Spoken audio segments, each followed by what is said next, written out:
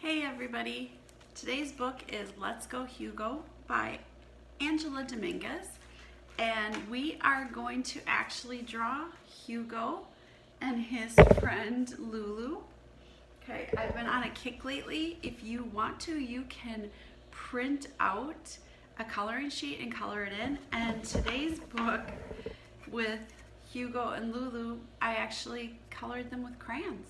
So if you have crayons at home, you can color. I got my crayons here, I got my pencil. Okay, so Hugo is a book about finding strength in our best friends to get over something we fear and doing something new. So we can always overcome our fears if we look for strength, and sometimes that strength comes from others. So let's go Hugo. Let's go Hugo, Angela Dominguez. Hugo was a little bit different. He preferred walking to flying. Instead of living on top of the trees, Hugo lived in a burrow down at the bottom.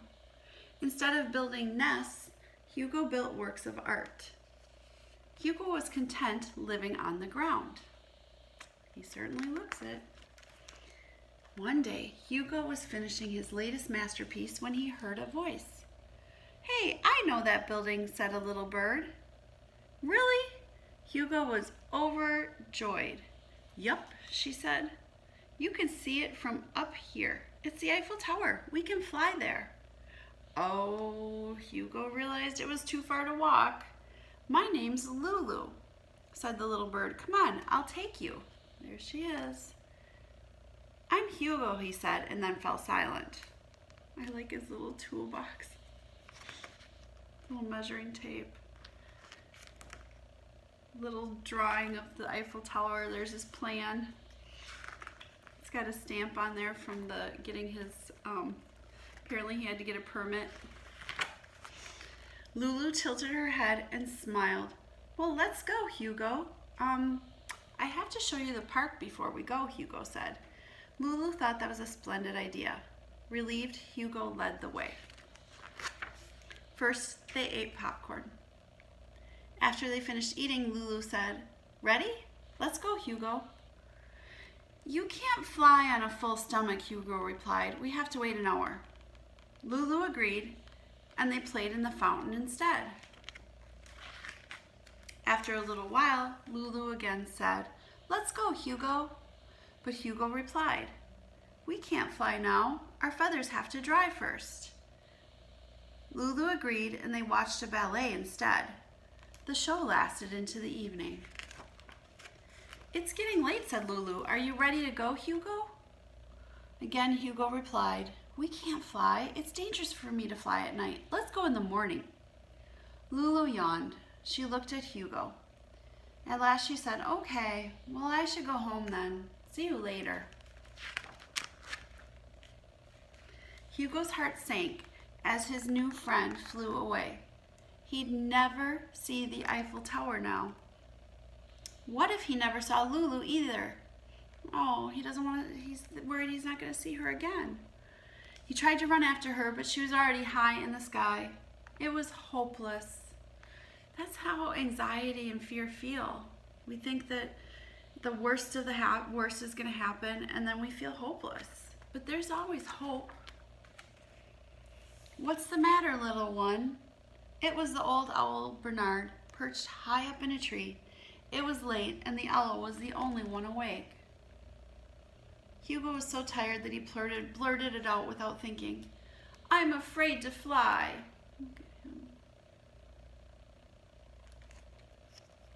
Sad bird.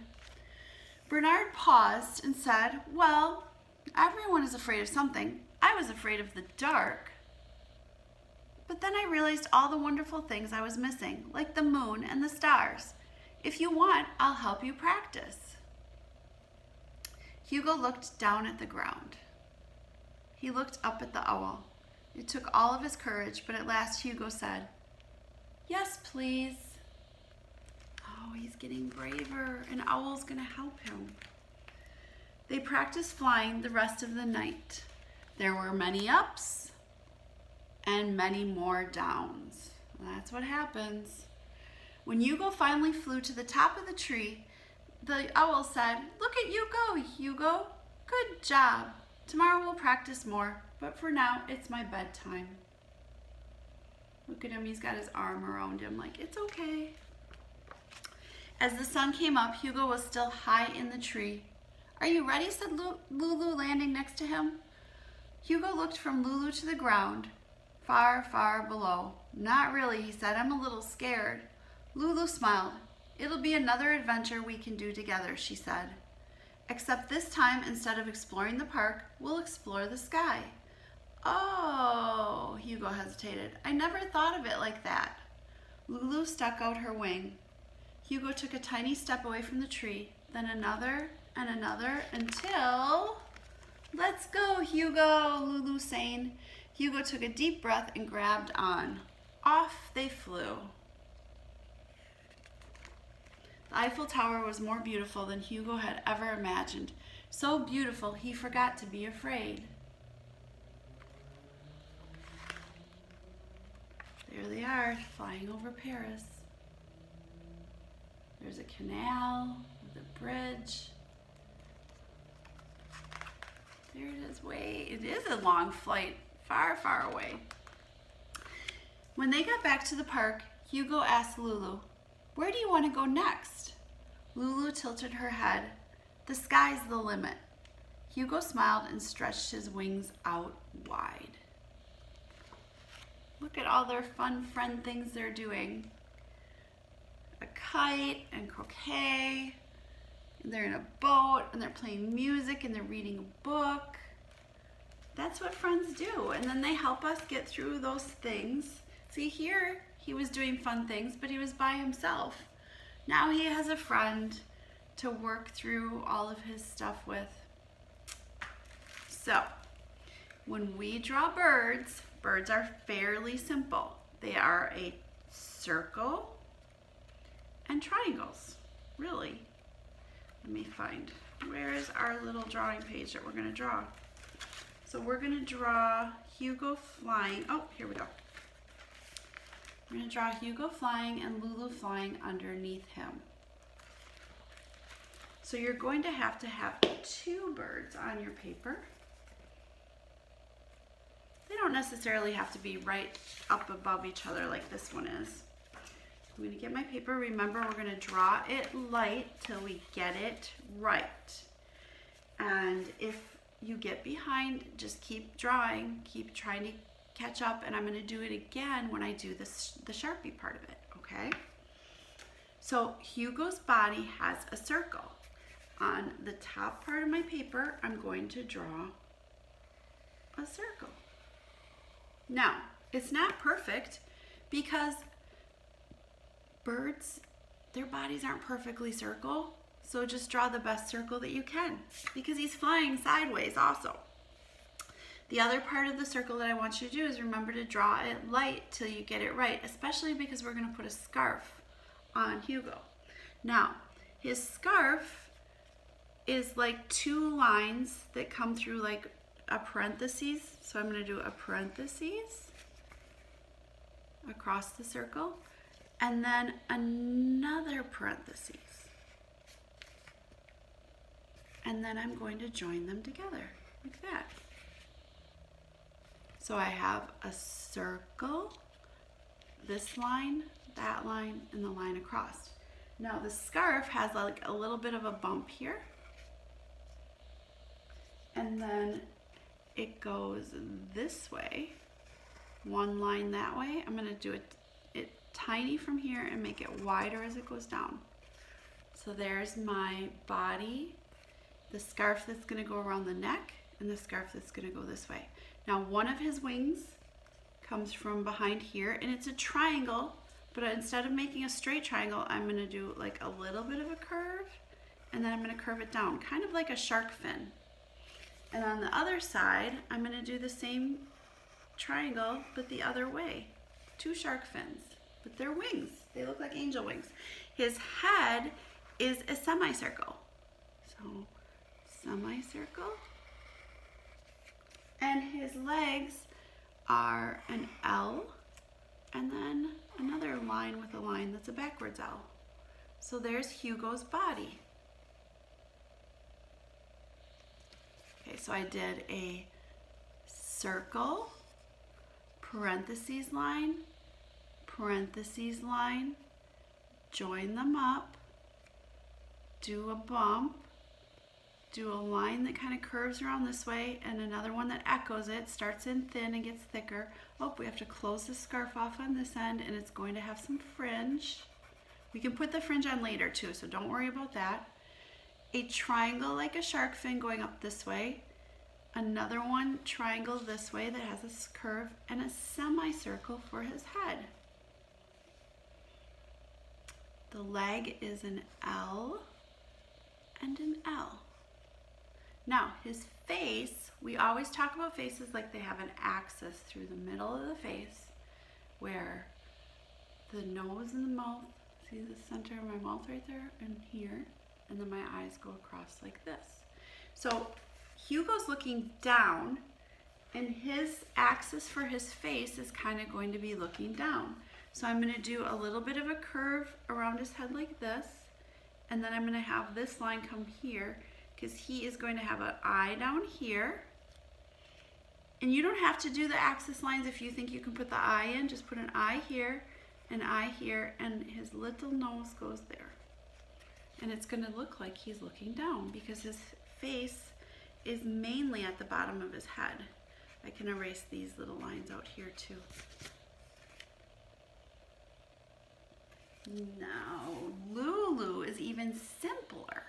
So the thing about Lulu, she is much more simpler, but her body shape is interesting. So sometimes what I do, look at how her body is a rectangle, but it's a curving rectangle. So you can draw a rectangle that's a guide and then make it curved. So remember, once again, draw it light till you get it right. I am going to put her body right down here. So let me see. So I'm going to do a rectangle like this, very, very light rectangle. Okay? See how lightly I did that? And then what I do is I go from one end of the rectangle that I already drew and I curve it like this. See how I did that? And then I curve this line. And then this is going to curve up to there. So it was kind of a guide, but I still didn't draw right over the rectangle. I drew on the outside edges. Her scarf is a little scarf, so I'm going to do almost like a triangle. See the triangle I drew there, that little baby triangle? And then a little circle for a knot and a teeny tiny triangle for the scarf part that sticks out. Her head is more of a circle. Hugo's head was a semicircle. Her head is more of a circle, kind of sitting on top of that scarf. And then her eye is all the way over here with little eyelashes and a triangle beak. And then her legs go out like that.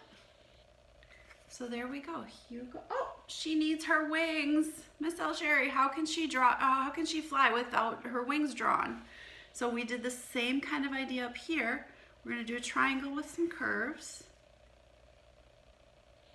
And then another triangle with curves down there. And there we go. Now I want you to take your time and put some color in. I'm going to use crayons right now. And what I want to do is draw it light till you get it right lines. I want to kind of lightly erase them out. It doesn't have to be perfect, just lightly, because we'll erase them all at the end. But especially the ones that are in the inside of the birds that might show when you put the color, lightly erase those out. I'm not going to worry about these other ones right now. So I lightly erased out the lines. Then what I'm going to do is with my colors. Now remember, when we color, we go in the direction of the lines. The direction of the line can help us, like her wing going this way really makes it look like they're flying. if I take my crayon and I color in the direction, how am I going to do this so you guys can see? And I color in the direction of the wing, it makes it appear even more curved. And I know that seems funny, but it is the way our eyes work. So I'm coloring. I'm going to color nice and evenly and put it into my edges. The same thing with this side. I like to do an outside edge to kind of fill in because it makes me get that nice crisp edge when I'm coloring. And then over here too. So you can go ahead and color in Lulu. You do not have to do the colors that that they chose, the colors that were in the book. Maybe you have a bluebird. Maybe Lulu's a little bluebird. Maybe Hugo is a red bird, like a cardinal. I am guessing that Lulu is a pink bird because maybe she's a pigeon. Here we go. Then I took a little bit of red for her scarf. These are French birds, obviously, because the Eiffel Tower is in France. So, oops,